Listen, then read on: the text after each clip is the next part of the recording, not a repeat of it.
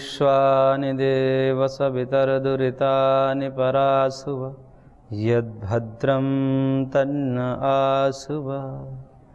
योगेन चित्तस्य पदेन वाचां मलं शरीरस्य च वैद्यकेन योपाकरोतं प्रवरं मुनीनां पतञ्जलिं प्राञ्जलिरानुतोऽस्मि। पतंजलिं प्राञ्जलिरानुतोऽस्मि। ओम श्री परमात्मा नमः। योग दर्शन के साधन पाद के हमने विगत कक्षाओं में क्लेश और क्लेश मूलक कर्मों के विषय में वर्णन देखा कि किस प्रकार से कर्म जो होते हैं वह अपने फल देते हैं और वो फल सुख दुख के रूप में हैं और उस सुख दुख के लिए योनि चाहिए, शरीर चाहिए, आयु चाहिए। इसलिए इन समस्त कर्मफल व्यवस्था को समझाते हुए महर्षि गौतम ने एक सूत्र दिया और उन्होंने कहा, दुख जन्म प्रवृत्ति दोष मिथ्या ज्ञानानाम उत्तरोत्तरापाय तदनंतरापायाद अपवर्गः। इसमें कारण कार्य भाव है। सबसे पहले है दुख। दुख का कारण बताया जन्म, जन्म का कारण बताया प्रवृत्ति यानी कि कर्म, और उस कर्म का भी कारण बताया दोष। दोष का मतलब यहाँ पर क्लेश से है। जो योग दर्शन में क्लेश कहा गया है, पंच क्लेश, वही वहाँ पर महर्षि ने दोष शब्द से कहा है।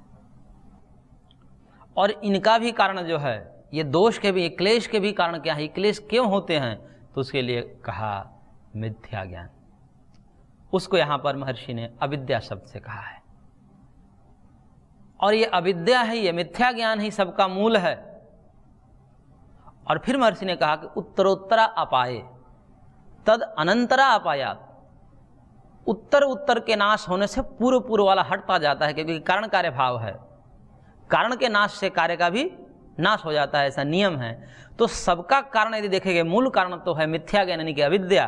तो अविद्या के नाश होने से क्या होगा कि दोष का नाश हो जाएगा। दोष क्या है यहाँ पर? क्लेश हैं। तो अविद्या के नाश से क्लेशों का नाश हो जाएगा। क्लेशों के नाश से जो है कर्मों का नाश हो जाएगा, यानी कि अब कर्म जो है फलोन्मुख नहीं होंगे। कर्म तो होगा लेकिन वो फलोन्मुख नहीं होंगे, दग्ध भी जैसे हो जाएंगे, यही उनका नाश है। और जब कर्मों का नाश हो जाएगा तो फिर जन्म नहीं होगा, और फिर जन्म ही नहीं होगा तो फिर दुख भी नहीं होगा, क्योंकि जन्म ही दुख का कारण है। इस प्रकार से ये पूरा दुख रूपी महल जो है वो धराशायी हो जाता है। और यह दुख रूपी महल जो है खड़ा किस पर है? अविद्या पर, अविवेक पर, मिथ्या ज्ञान पर। और ये अविद्या क्या है? भगवान से विमुखता ही अविद्या है। यानी कि पूरा का पूरा जो दुख खड़ा हुआ है भगवान के विमुखता होने से खड़ा हुआ। हम भगवान से विमुख हैं, इसी से हमको दुख है। और जैसे ही हम भगवान के सन्मुख हो जाते हैं तो समस्त दुख खत्म हो जाते हैं। सन्मुख होई जीव मोहि जबहि जन्म कोटि अघनाश ही तबहि। भगवान स्वयं कहते हैं कि यदि जीव मेरे सन्मुख हो जाता है, यानी कि चेहरे में चेहरे, आंखों में आंखों मेरे को मिलाता है, तब मैं उसको समस्त पापों से, दुखों से दूर कर देता हूँ। लेकिन हम क्या हैं कि हम चेहरे से चेहरे आंख मिलाने लायक नहीं हैं। क्यों नहीं हैं? क्योंकि पाप कर्म कर रहे हैं, और पाप कर्म कर रहे हैं, निषिद्ध कर्म है पाप कर्म। भगवान ने स्वयं मना किया है शास्त्रों में, वेदों में पाप कर्म करने को मना किया है। तो जो काम मना किया होता है बड़े बुजुर्गों के द्वारा, वो काम हम यदि करते हैं तो हम आंख मिलाने लायक नहीं रहते। जैसे बच्चे होते हैं, बच्चे को होमवर्क दिया जाता है कि बच्चा कल जो है ये गृह कार्य करके लाइएगा। अब उसने जो है गृह कार्य करके नहीं लाया, अब वहाँ पर वो भयभीत रहता है। वो यही मनाता है कि आज वो जो शिक्षक होमवर्क दिया था वो बीमार पड़ जाए, ना आए, किसी कारणवश बीमारी का बहाना लेके। वो जाकर ही पहले पूछता है कि वो शिक्षक आया है कि नहीं है, बच्चों से पहले पता करता है, देखता है। यदि आया है तो फिर उसे बच कर रहता है, कहीं देख ना ले, फिर वो पूछेगा। और क्लास में यदि आ जाए वो शिक्षक अब उसने होमवर्क नहीं किया है तो वह जो है अपने मुंडी को नीचे गाड़ा हुआ है इसे, कि कहीं देख न ले, कहीं नजर न पड़ जाए। ऐसा क्यों हो रहा है? वो क्यों नहीं मिला पा रहा है अपने आंखों में आंख उसके? क्योंकि वो जो कहा था उसने नहीं किया, जो विधि किया था उसने कि ये करना है आपको, नहीं किया। इस कारण से वो आंखों में आंख नहीं मिला रहा है, बच रहा है उससे। तो ये जीव है क्यों नहीं भगवान के सन्मुख होते हैं, भगवान की तरफ अपने चेहरा क्यों नहीं करते? क्योंकि डर है उनको, भय है। भय इसलिए है कि पाप कर्म किए हैं, जो विधि किया है भगवान ने वो विधि का पालन किए नहीं, इसलिए भगवान से वो जो है भागते हैं। उनके भागने का यही कारण है कि वो विधियुक्त कर्म नहीं किया, भगवान के जो उपदेश थे उनका पालन नहीं किया, इसलिए वो सन्मुख नहीं हो पाते। फिर जगत की तरफ भागते हैं, क्योंकि कहीं ना कहीं भागना है उनको। अब भगवान से छुप कर भागेंगे तो कहाँ होगा? जगत की तरफ, माया की तरफ भागेंगे, और माया की तरफ भागेंगे तो वही दुख ही दुख है। तो इसलिए भगवान कहते हैं कि सन्मुख होइए। और सन्मुख के लिए क्या करना पड़ता है? सबसे प्रथम अपने पाप कर्मों को छोड़ना पड़ता है। और जैसे ही पाप कर्म छोड़ते हैं, बाकी शेष पाप कर्म तो हमारे संचित कर्म में है, जन्म जन्मांतर से है, लेकिन वर्तमान कर्म जो हमारा है क्रियमाण कर्म, इस जन्म में यदि हम पूरी तरह पाप से निवृत्त हो जाते हैं, तब भगवान के सामने हम सन्मुख की स्थिति में आ जाते हैं। तब सन्मुखता होती है, तब भगवान के भजन, भगवान का ध्यान, भगवान का गुणगान करने में मन लगने लगता है, रुचि होने लगती है। और ऐसे रुचि जब बनती है धीरे धीरे, तब भगवान कृपा करते हैं, और कृपा करके उसके जो भी संचित कर्म थे, जो भी क्रियमाण थे, सबको नष्ट कर देते हैं, और नष्ट करके उसके निष्पाप कर देते हैं, और निष्पाप करके जो है समस्त दुखों से रहित स्वरूपावस्थिति को प्राप्त करा देते हैं। तो इस प्रकार से ये भगवान के सन्मुखता और विमुखता पर ये पूरा दुख आधारित है। ये सुख दुख जो है भगवान के सन्मुखता और विमुखता पर ही आश्रित हैं। हम सन्मुख हैं भगवान से तो सुख की ओर हम अग्रसर हैं, और यदि भगवान से विमुख हैं तो फिर दुख की तरफ अग्रसर हैं, ये समझ लेना चाहिए। तो ये जो अविद्या है, अज्ञान है, आत्म विमुखता है, परमात्मा विमुखता है, यही समस्त दुखों का जड़ है, और इसी को मिटाना है। और ये जो विमुखता है वो कैसे मिटेगी? सन्मुखता से मिटेगी। विमुखता कैसे मिटेगी? भाई हम भगवान की तरफ हमारा पीठ है, माया की तरफ चेहरा है, अब ये कैसे मिटेगा? तो मुड़ जाना है बस, यानी कि अपने को यू टर्न ले लेना है। जैसे ही यू टर्न लेंगे तो फिर उधर ही हो जाएंगे। तो अब जो हमारा पीठ जो है वो माया की तरफ हो जाता है, और मुख जो है भगवान की तरफ हो जाता है। तो ये जो विमुखता कैसे मिटेगी? सन्मुखता से मिटेगी। यानी कि अविद्या कैसे मिटेगी? विद्या से मिटेगी। और विद्या क्या है? भगवत साक्षात्कार है, आत्मज्ञान है।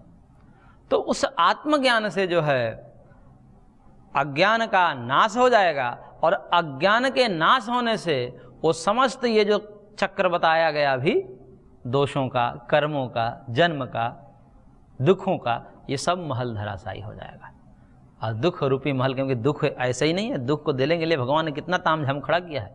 केवल दुख भोगवाना था क्योंकि हमने पाप कर्म किया था, पुण्य भी था इसलिए सुख भी भोगवाना था।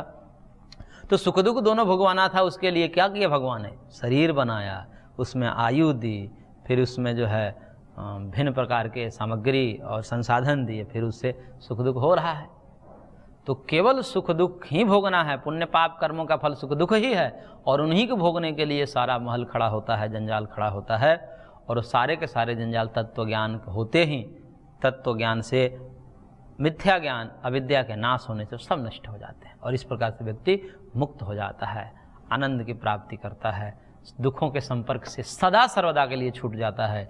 इसी को मुक्ति, इसी को कैवल्य कहा गया है। तो इस प्रकार से यहाँ पर सती मूल तद्दीपा को जात्यायुर्भोगा, इस 13 नंबर सूत्र में हमने पूर्व में कहा। अब उसी को सार रूप में कहते हैं, सूत्र संख्या 14 में महर्षि कह रहे हैं, ते ह्लाद परिताप फलाह पुण्या पुण्य हेतुत्वात्। ये जितने भी कर्म बताए गए हैं, चाहे वो क्रियमाण कर्म हो, अथवा प्रारब्ध कर्म हो, अथवा संचित कर्म हो। ये जितने भी कर्म हैं वो मिश्रित होते हैं, उसमें सुख दुख दोनों को मिलाकर के ही कर्म कहा जाता है। सुख दुखात्मक होते हैं कर्माशय, और उन सुख दुख उसको नहीं कहना चाहिए, अपितु पुण्य पाप कहना चाहिए कि पुण्य पाप अर्थात धर्म अधर्म कहना चाहिए कि धर्म अधर्म रूप होते हैं सारे के सारे कर्म, और उस सारे के सारे कर्म जो धर्म अधर्म हैं उसी को पुण्य पाप कहते हैं। और उसी को यहाँ पर महर्षि ने कहा कि उसका फल क्या होता है, ह्लाद परिताप फलाह। ह्लाद मतलब सुख और परिताप मतलब दुख, और यह पुण्य अपुण्य हेतुत्वाद, पुण्य और अपुण्य हेतु वाले होते हैं। यानी कि पुण्य हेतु से, पुण्य रूपी कारण से सुख होता है, पाप रूपी कारण से दुख होता है। ये जितने कर्मों की बात करें उन कर्मों में यदि पुण्य अधिक है तो सुख अधिक होगा, पाप अधिक है तो दुख अधिक होगा। सीधा सीधा सा फंडा है। इसलिए बाकी समझ में आए अथवा ना आए, इतना स्पष्ट महर्षियों ने कहा है कि पुण्य का फल सुख होता है और पाप का फल दुख होता है। इसलिए विगत सूत्र में एक बहुत ही बढ़िया बात कही थी भाष्यकार ने, और वो बात ये थी कि उन्होंने एक पंक्ति दी कि द्वे द्वे हवै कर्मणि वेदितव्य पापकस्येको राशि पुण्यकृतो अपहन्ति तदिच्छस्व कर्माणि सुकृतानि कर्तुम इहैव ते कर्म कवयो वेदयन्ते। उन्होंने कहा कि दो प्रकार के कर्म जानने योग्य हैं। पुण्य कर्मों के समुदाय पाप कर्म के समुदाय को नष्ट कर देते हैं अथवा उसको दबा देते हैं। इसलिए तू इस जन्म में सुकर्म करने की इच्छा कर, ऐसा विद्वानों का मत है, महर्षियों का मत है कि सदा सुकृत में ही व्यक्ति को लगे रहना चाहिए, क्योंकि सबको सुख अभिष्ट है। यदि सुख चाहिए तो पुण्य ही एकमात्र आधार है। सीधा सा फंडा है इसमें। इतना ही कोई समझ ले तो अपने जीवन को सुखमय बना सकता है कि हमें कोई भी पाप कर्म नहीं करना है। और पाप क्या क्या हो, नियमित अपनी दिनचर्या न करना भी एक पाप है। नियमित योगाभ्यास न करना, नियमित रूप से शरीर की साफ सफाई न करना, जो भी नित्य कर्म है, नित्य नैमित्तिक काम में 3 प्रकार के कर्म होते हैं मीमांसा के दृष्टिकोण से, उन कर्मों को न करना भी पाप होता है। यदि हम कर्म नहीं कर रहे हैं, मान लीजिए नित्य कर्म में प्रमाद कर रहे हैं, एक तो शरीर की दृष्टि से नित्य कर्म है व्यायाम आदि करना, शुचिता साफ सफाई करना, शौच आदि की प्रक्रियाओं को निर्वाह करना, यदि इसमें भी हम यदि प्रमाद कर रहे हैं तो ये भी पाप कर्म है, इसका भी फल दुख के रूप में आएगा। और बाकी आगे और बताए जाएंगे, अहिंसा आदि के रूप में उसका पालन न करना, उससे विपरीत आचरण करना, हिंसा आदि में रत रहना, ये भी पाप कर्म है। तो यदि उससे निवृत्त हो जाएं, पाप कर्मों से निवृत्त होकर के पुण्य कर्म की तरफ अग्रसर हो जाएं, तो हमारा जीवन सुखमय हो सकता है, जन्म जन्मांतर हमारे सुखमय हो सकते हैं। और इससे भी ऊपर उठना है,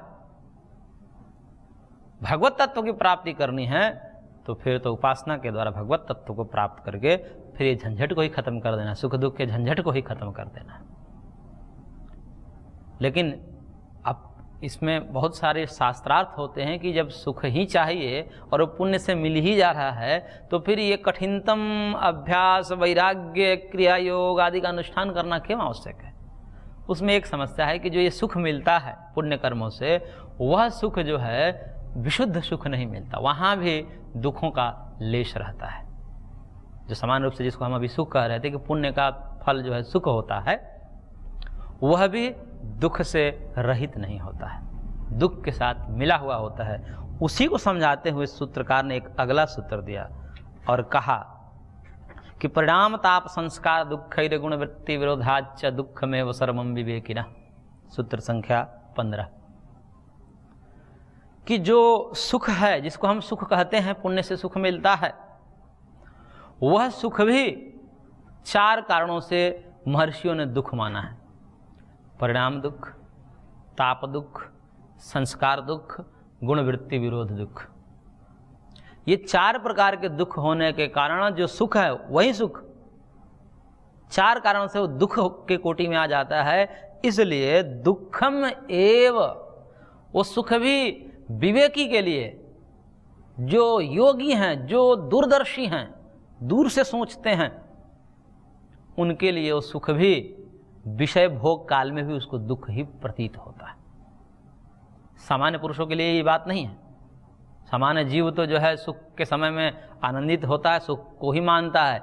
लेकिन जो विवेकी हैं, जो महर्षि हैं, जो विद्वान हैं, जिन्होंने जान लिया है इस जगत के रहस्यों को, इस जीवन के रहस्य को जिन्होंने जान लिया है, वह सुख के उपभोग काल में वो सुख भी उसको दुख ही लगता है। उसके 4 कारण बताया। पहला कारण परिणाम दुख। करेंगे जो सुख मिलता है, कोई भी सुख है, वैषयिक सुख जिसको हम इंद्रियों के माध्यम से अनुभव करते हैं, वह सुख यदि हम निरंतर उसका भोग कर रहे हैं, उसका परिणाम दुख रूप में आता है। कोई भी सुख ले लीजिए, यदि हम अत्यधिक सुख ले रहे हैं, अत्यधिक रसास्वादन कर रहे हैं, मधुर रस का हम सेवन कर रहे हैं, अंत में क्या होगा? शुगर हो जाएगा। इसी प्रकार अत्यधिक हम जो हैं किसी भी इंद्रियों से सुख ले रहे हैं, वो इंद्रियां खराब हो जाती है, और जब खराब हो जाती है तो दुख ही दुख देती है। तो इसलिए वो सुख जो है परिणाम में दुख आता है। इसलिए कहा भोगा न भुक्ता वयमेव भुक्ता, तपो न तप्तम वयमेव तप्ता, कालो न याता वयमेव आता, तृष्णा न जीर्णा वयमेव जीर्णा। कि भोगों को हमने नहीं भोगा, अपितु भोगों ने हमको भोग लिया। क्योंकि यदि भोग को हम भोगते तो भोग खत्म हो जाते, भोग की कामना ही हमारे अंदर से निवृत्त हो जाती। लेकिन देखा तो ये जाता है कि मरणासन व्यक्ति भी मरते दम तक उसके अंदर तृष्णाएं बढ़ती जाती है। और देखा तो ये गया है कि कालक्रम से यदि भोग ही भोग करते जा रहे हैं तो युवा व्यक्ति की अपेक्षा से वासनाओं का प्राबल्य वृद्धावस्था में होती है, यदि संयमित जीवन नहीं जिया है तो। यदि भोग ही भोग में वो जीवन जिया है तो वृद्धों की हालात युवानों से भी बदतर हो जाती है। असंयमित जीवन का यह फल होता है। वो और ही कष्ट देते हैं, क्योंकि जितनी ही तृष्णा उतना ही कष्ट। तृष्णा क्या है? विषय सुख की कामना। विषय सुख की कामना, मेरे को ये चाहिए, ये चाहिए, ये चाहिए, नहीं तो मैं नहीं जी पाऊंगा। इस प्रकार के एक अभाव है अंदर में, एक पिपासा है, उसी को तृष्णा कहा जाता है। तृष्णा ऐसे प्यास को बोलते हैं, जैसे खूब प्यास लगी हो तो पानी पीने की जो इच्छा होती है, कामना होती है, उसी को तृष्णा कहते हैं। इसी प्रकार से कामना भोगी व्यक्तियों को विषयों की होती है, और उतना ही दुख होता है जितना प्यासे व्यक्ति को दुख होता है पानी के अभाव में। ऐसे ही भोगी व्यक्तियों को विषयों के अभाव में उनकी स्थिति होती है। तो जितनी ही तृष्णा उतने ही दुख। इसलिए कहा कि तृष्णा पर लगाम लगाइए। अब तृष्णा कैसे रुकेगी? भोग से नहीं रुक सकते, वो तो योग से ही होगी। भोगाभ्यास से तो इसी में महर्षि कहेंगे, उसको हम थोड़ा सा पढ़ेंगे, भाष्य तो लंबा है, लेकिन कुछ बातें महर्षि ने बड़ी बढ़िया कही है, तो उसको हम देखेंगे आगे। लेकिन हम परिणाम दुख का विचार कर रहे हैं कि परिणाम में यदि दुख मिल रहा है और वर्तमान में तात्कालिक रूप में यदि सुख मिल रहा है, तो वो सुख त्याज्य समझना चाहिए विवेकियों के द्वारा। यदि थोड़े देर के लिए सुख मिल रहा है, लेकिन आगे जो है लंबे समय तक उसका फल यदि दुख मिलेगा, तो विवेकी लोग उसको नहीं करते हैं, समझदार व्यक्ति उसका पालन नहीं करता है। और यदि वर्तमान में कष्ट लगे और आगे लंबे समय तक उसका फल ये होगा कि सुख होगा, तो उसका अनुष्ठान करते हैं विवेकी लोग। कि जब फायदे का सौदा करना है भाई, थोड़े से पैसे खर्च करके और बहुत सारे पैसे कमाए जा सकते हैं, तो यही करना चाहिए। थोड़े से लाभ लेकर के और फिर बहुत सारे पैसों की हानि यदि बर्बादी उसमें दिख रही है, वो काम नहीं करने चाहिए। ये सीधा सा फंडा है। इसी प्रकार से यदि थोड़े से दुख भी हो रहा है और उसका फल ये है कि आगे हमको लंबे समय तक सुख मिलेगा, तो उसका अनुष्ठान करना चाहिए। और इसके विपरीत यदि थोड़ा सा सुख मिल रहा है और आगे उसके परिणाम में बहुत सारा दुख दिखाई दे रहा है, तो उसे नहीं करना चाहिए। तो ये जितने भी भोग हैं, वैषयिक भोग हैं, इंद्रियों के माध्यम से भोगे जाने वाले भोग हैं, वो परिणामतः दुख देने वाले हैं। इसलिए परिणाम दुख है। तो परिणाम दुख होने के कारण अब दुख तो आएगा ही, भविष्यकालिक दुख होगा। वर्तमान में भले ही मिला, लेकिन पता है कि आगे होगा, आगे इसका फल मिलेगा हमको दुख के रूप में, तो वर्तमान में भी जो सुख मिल रहा है उसको विवेकी जन दुख ही समझ करके त्याग देते हैं। तदेव दुख शबलम यदि दुख पक्षे निक्षिपन्ते विवेचकाः, सांख्य में भी महर्षि ने कहा विवेचक लोग जो हैं, ज्ञानी लोग जो हैं, उसको वैषयिक सुख को भी दुख की ही कोटि में फेंक देते हैं। वही बात है महर्षि ने कहा दुःखमेव सर्वं विघ्नः। तो पहला कारण बताया परिणाम दुख, परिणाम में दुख देता है, जर्जर हालात हो जाती है। विषयों के गुलाम जब व्यक्ति हो जाता है, पराधीन हो जाता है, उसकी स्थिति बड़ी दयनीय हो जाती है। आप देख सकते हैं कि जो जितना भी विषयी व्यक्ति होगा, भोगी व्यक्ति होगा, विषयों के पराधीन होगा, उसकी दयनीय स्थिति होती है, क्योंकि विषय हमारे अधीन नहीं है। जो हम विषय भोग करते हैं वो तो हमसे भिन्न है ना, और वो भिन्न विषय बहुत सारे हैं, वो सब सारे विषयों का हम एकत्रीकरण इस जन्म में संभव नहीं है, क्योंकि हमारी तो मांगे बहुत सारी हैं। भोगियों के लिए जो है वो दुनिया की सारी स्त्री उनके लिए अपर्याप्त है, और सारी स्त्री उनके लिए संभव नहीं हो सकती, लेकिन कामनाएं तो वैसी हैं। तो कामनाएं होने से वो दुख ही दुख झेलना पड़ेगा उनको, और उनकी स्थिति जर्जर हो जाती है, विषयों के गुलाम व्यक्ति जो रहते हैं।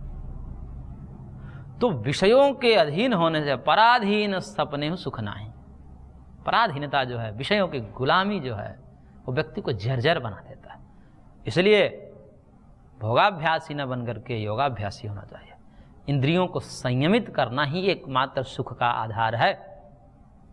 न जातु कामः कामानाम उपभोगेन शाम्यति हविषा कृष्ण वर्तमेव भूय एवाभिवर्धते, ऐसा शास्त्रकारों ने कहा है कि भोग से भोग की निवृत्ति नहीं होती है। जो तृष्णाएं हैं, ये जो लालसाएं हैं, ये आकांक्षाएं हैं भोगों की, ये भोग को भोगने से नहीं होता, भोग के भोगने से और बढ़ जाती है। भोग को भोग करके और तृष्णा को खत्म करना, ये ऐसा ही उपाय है जैसे अग्नि में घृत को डाल करके अग्नि को शांत होने का इंतजार करना। इसलिए कोई ये सोच रहा है कि हमारे अंदर थोड़ा सा विकार है, थोड़ी सी इच्छा है भोग की, भोग लेते हैं नष्ट हो जाएगा, थोड़ा हम देख लेते हैं, इसको चख लेते हैं, फिर खत्म हो जाएगा। अरे नहीं हो सकता, और बढ़ेगा, और बढ़ता जाएगा। इसलिए कहते हैं कि एक बार यदि बुरे कामों में घुस गया व्यक्ति, तो फिर वहां से निकलना बहुत मुश्किल होता है। भोगों में जाने के लिए तो थोड़ा ही प्रयत्न करना पड़ता है, उसे रुकने के लिए, भोगों से निवृत्त होने के लिए तो थोड़ा सा ही प्रयत्न करना पड़ता है कि अपने को थोड़ा सा संभाल लेना होता है। भोग जब सामने आते हैं, प्रस्तुत होते हैं, आलम्बन सामने आते हैं, प्रस्तुत होते हैं, तो अपने आप को थोड़ा सा प्रतिपक्ष भावना करके थोड़ा सा संभाल लिया जाता है, उसमें थोड़ा सा प्रयत्न करना पड़ता है हल्का। लेकिन वहां यदि प्रमाद हो जाए, वो एक बार चला गया उसमें, फिर अब वो हाथ से निकलना, फिर निवृत्त होने में बड़े बड़े लोगों के छक्के छूट जाते हैं। फिर व्यक्ति हथियार डाल लेता है, नहीं होगा अब हमसे, जर्जर स्थिति हो जाती है। इसलिए उससे बचने का प्रयास करना चाहिए। अंदर कामना आएंगी, आती हैं, क्योंकि जन्म जन्मांतर के संस्कार हैं, उसको प्रयत्न पूर्वक प्रतिपक्ष भावना करके ईश्वर गुरु मंत्र आदि का सहारा लेकर के उसको उपेक्षा करनी चाहिए। मन जब विषय अभिमुखी होवे तो उसको ईश्वराभिमुखी कर देना चाहिए। विषयों से दूर जाने के लिए विषय जब आकृष्ट करें तो एकमात्र उपाय है कि किसी भी प्रकार से अपने मन को ईश्वर की तरफ मोड़िए। यदि उससे जूझेंगे, खत्म नहीं होंगे, उसको ईश्वर अभिमुख कर दीजिए। मंत्र आदि के सहारे से, जप आदि के सहारे से, गुरु के सहारे से, शास्त्र के सहारे से उस मन को मोड़िए। तो फिर ऐसे मोड़ते मोड़ते एक समय ऐसा आता है कि फिर व्यक्ति के अंदर वो आशाएं, वो लालसाएं ही, वो आकांक्षाएं ही, वो तृष्णाएं ही मिट जाती है, फिर आने ही बंद हो जाती है, क्योंकि हमने उसकी उपेक्षा कर दी। जब बार बार व्यक्ति उपेक्षित होता है वो फिर सामने आना ही बंद कर देता है। जैसे हम किसी की बार बार उपेक्षा करें, वो आए, उसको हम महत्व ही नहीं दिया, कितने बार आएगा, तो कहेगी तो हमको महत्व ही नहीं दे रहा है। और जैसे ही हम महत्व देना शुरू करते हैं, उससे कुछ बात करने लगते हैं, तो फिर वो वहाँ ठहर जाता है। उसको भगाना है तो क्या करना पड़ेगा, कोई अतिथि को भगाना है तो क्या करना पड़ेगा, उसकी उपेक्षा कर दें कि जो है कुछ बोले ना, कुछ उसको पूछे ना, तो भाग जाएगा। और कोई व्यक्ति को ठहराना है तो उसको अच्छे से बात करिए, उसको और कहिए क्या लेंगे, खाएंगे, पिएंगे, ठहरेंगे, वो रुक जाएगा। तो ऐसे ही समझना चाहिए इन विकारों को भी, कि विकारों को भी यदि ठहराना है तो उसको महत्व देने लगे तो ठहर जाएंगे, और इसकी उपेक्षा करने लगे, उपेक्षा वही है कि ईश्वर की तरफ ध्यान दीजिए, उसको छोड़िए, तब वो फिर आने बंद हो जाते हैं। इस प्रकार से अपने आप को योगी बचा लेता है। तो यहाँ पर महर्षि ने परिणाम ताप आदि दुखों के कारण सुख को भी दुख की कोटि में डाला है। आगे इसको और हम विस्तार से समझेंगे। आज की कक्षा को यहीं पर विराम देते हैं, शेष अगले अंक में। ओम शांति शांति शांति।